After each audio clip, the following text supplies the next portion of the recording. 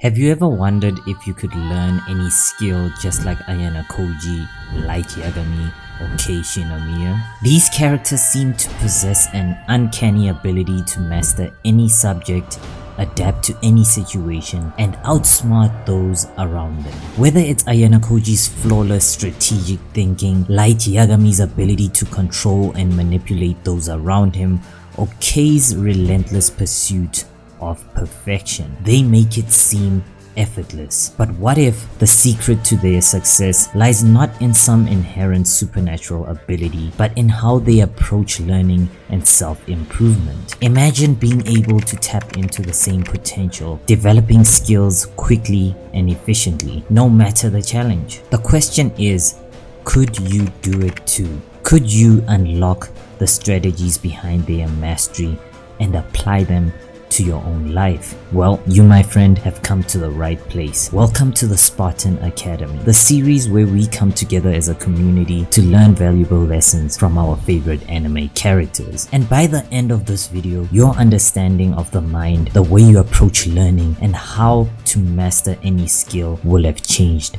forever. David Allen, the author of Getting Things Done, once said, "Your brain is meant to have ideas, not hold them." And this is where Diego Forte's second brain concept comes in. What the frick is a second brain? A second brain is a private knowledge collection designed to serve a lifetime of learning and growth. Basically, your own private collection of knowledge and information stored in one place for you to tap into at any time. Having a second brain can significantly support and enhance the retrieval process in learning. The idea behind a second brain is to offload information, ideas, and knowledge from your mind into an external system that is organized and accessible, so you don't have to rely solely on your memory. This external system can be anything from digital tools like Notion, Evernote, or OneNote. A second brain doesn't just store information randomly. It organizes it into categories and allows you to tag or link related concepts, making it easier to retrieve specific knowledge when needed. The organization system you create is tailored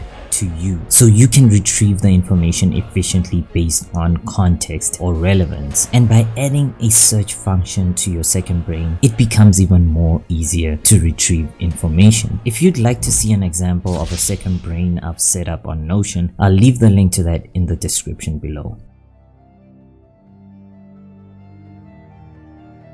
Meta-learning is the process of figuring out how to learn particular subjects based on how knowledge is structured and organized so that it can be easily acquired. So how do you meta-learn? Spend more time learning all the critical information first. The goal is to first acquire the foundational knowledge that will make understanding the rest of the material easier. For example, if you're learning a new language, you wouldn't start by memorizing obscure vocabulary words or advanced grammar. Instead, you'd focus on the most commonly used words and phrases, as well as essential grammar rules. Once you know the basics, you can then gradually build on this foundation by learning more complex words and structures. So how do you know which info is the most critical? One way to identify the most critical information is to consult experts or people who've already mastered the material. They can provide insights into what truly matters, what concepts are foundational, and what you should focus on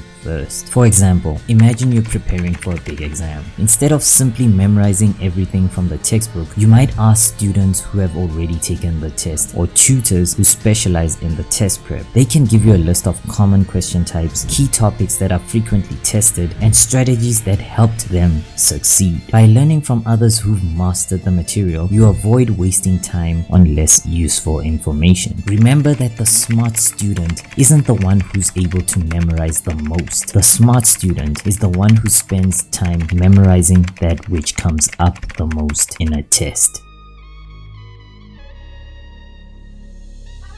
There are several strategies you can use to stay focused while learning and avoid distractions. First, the Pomodoro technique. This technique involves studying for 25 minutes, then taking a 5-minute break. After 4 sessions, you take a longer break. This method helps maintain focus and avoids burnout because it gives your brain regular periods to rest. Secondly, eliminate distractions. One of the best ways to stay focused is by reducing or eliminating distractions. Put your phone on silent or in another room. Close unnecessary browser tabs and use tools like web blockers to keep you from checking social media. For example, before starting a focused study session, you can create the perfect study environment by simply cleaning your workspace, turning off the TV, and closing any social media apps. This can help your brain associate your workspace with productive work, making it easier to focus. Lastly, set clear goals and break down tasks. Set specific actionable goals for each study session. When you have a clear objective like complete chapter 1 or write the introduction paragraph, it's easier to maintain focus because you know exactly what you're working towards. For example, instead of saying I'm going to study biology, break it down into smaller, more achievable tasks such as review cell structure for 30 minutes or work on practice problems for an hour. The sense of accomplishment you get from checking off smaller tasks keeps your motivation high and helps you stay focused. Retrieval is the process of actively recalling information from memory. Rather than passively reviewing notes or textbooks, the idea is that by forcing your brain to retrieve information from long-term memory, you strengthen your understanding and increase the likelihood of retaining that knowledge in the future. The Feynman technique is a powerful method of retrieval developed by Richard Feynman, a famous physicist. The technique focuses on explaining concepts in simple terms as if you were teaching them to someone else. The idea is, if you can explain something in simple language, you truly understand it. But if you struggle to explain it, it's a signal that you need to deepen your understanding even further. Start by writing down everything you know about the topic as if you're explaining it to a child. The key is to avoid jargon or complicated terms, simplifying the language to a point where even someone with no prior knowledge of the subject would understand. For example, for Newton's law of motion, you might write something like, first law, an object at rest